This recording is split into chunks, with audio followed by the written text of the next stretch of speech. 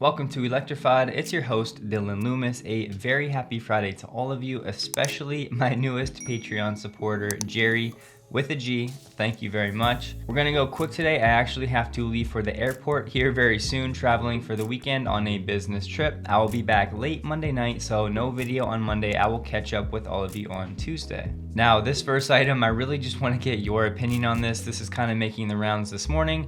Breaking Cybertruck news. They're basically claiming that these are wrapped Cybertruck bodies. Now, of course, we know the Cybertruck is going to have the exoskeleton, but these people are claiming that this is what the exoskeleton will kind of sit on as a connecting point. But if you ask me, that's a pretty bold statement to make. I mean, they could have said, hey, maybe that's what this is, but what do you guys think? I don't know. Honestly, me, I really don't feel like that's what these are, not at this time at least. And one more drone shot from the top. I mean, hey, I can see why they're saying that, but I don't know. What do you guys think? All right, and so for this next one. Hey, it's happening.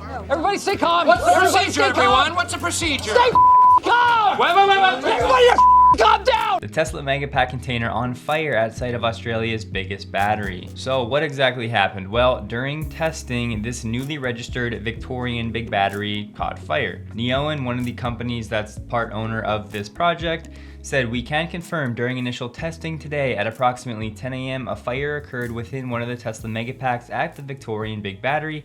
No one was injured and the site has been evacuated.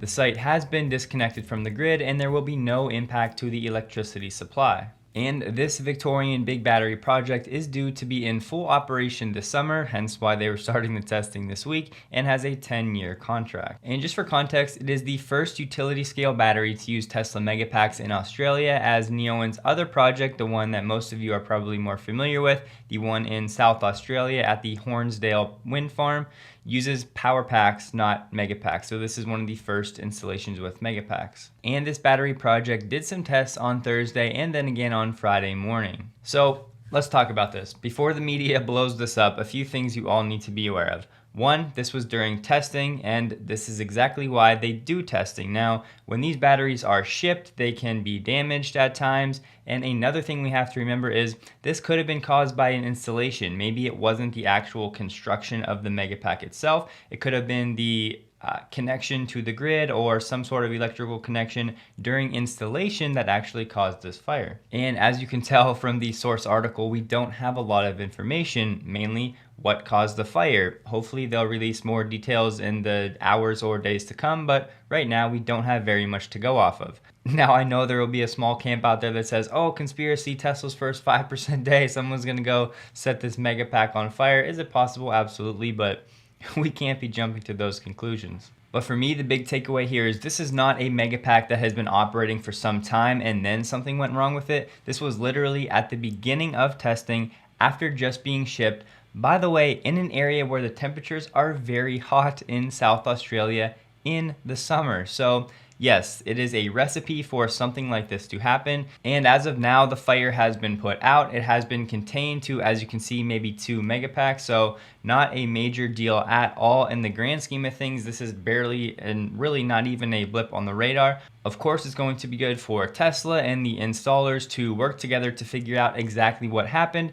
so they can fix it, understand it, and then as the Megapack continues to scale and ramp, they can avoid these in the future. And look, just to be completely fair, something like this is never a good look. It's going to get a lot of media attention, and who knows, there could have been somebody there and they could have been seriously injured had they been working on it and this happened at that point, because during testing, that is a likely thought process. But like I said, we always need to zoom out and not freak out, because that is what the media is going to want you to do. But we all need to be aware that given the context, this is a very not expected, but a normal thing that happens. And just real quick, there's one other thing I would like to remind you of. A few weeks ago, we had this fire, which was not caused by batteries. So just saying. And the last and maybe most important thing I want to say here is that some people will say, oh, Megapacks are dangerous, like completely writing off all Megapacks. Well, that's kind of irrational, because there have been many other Megapack installations that have not caught on fire. So the most likely assumption here is that this was caused by an installation error paired with maybe the hot temperatures in South Australia, but they need to obviously operate in those conditions. So I would guess installation error with a electrical connection, but Hopefully we'll find out soon. So as you can see, the Model 3 catapulted to the #2 best-selling car in Europe in June. But let's take a look at the data. So it only trailed the Volkswagen Golf hatchback for the top spot. And this is a Volkswagen Golf hatchback. So with all due respect to everybody buying this car, I mean, what are y'all doing? I'm just kidding.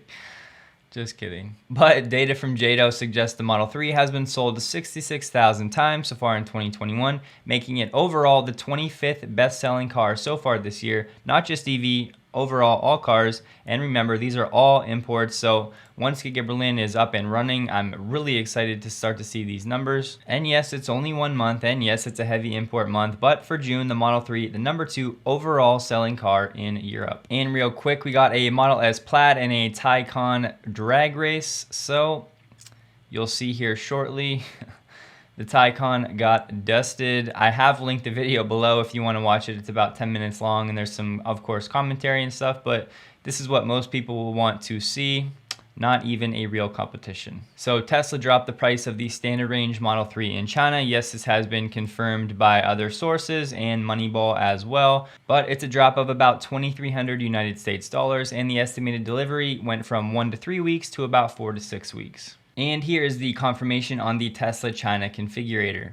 Quick story here, Tesla agrees to pay $1.5 million to settle claims over a battery voltage reduction. So basically the owners were suing because about 1,700 Model S sedans had the charging voltages temporarily reduced. Owners of each vehicle will get $625 each, and this voltage limitation was temporary with a 10% reduction that lasted about 3 months. The suit was filed in August 2019, saying Tesla released an OTA update that reduced the maximum voltage to which batteries on some Model S vehicles could be charged. And now company data shows 1,552 vehicles had the maximum battery voltage fully restored, 57 have had new batteries, and other vehicles will have the maximum voltage restored over time. The $1.5 million settlement includes $410,000 fees and costs for the plaintiff's attorneys. Holmar shared on Twitter, "I'm 90% sure Tesla will pull off robotaxis. I've done extensive testing and concluded that no fundamental problems remain. It can really be done, I'm positive."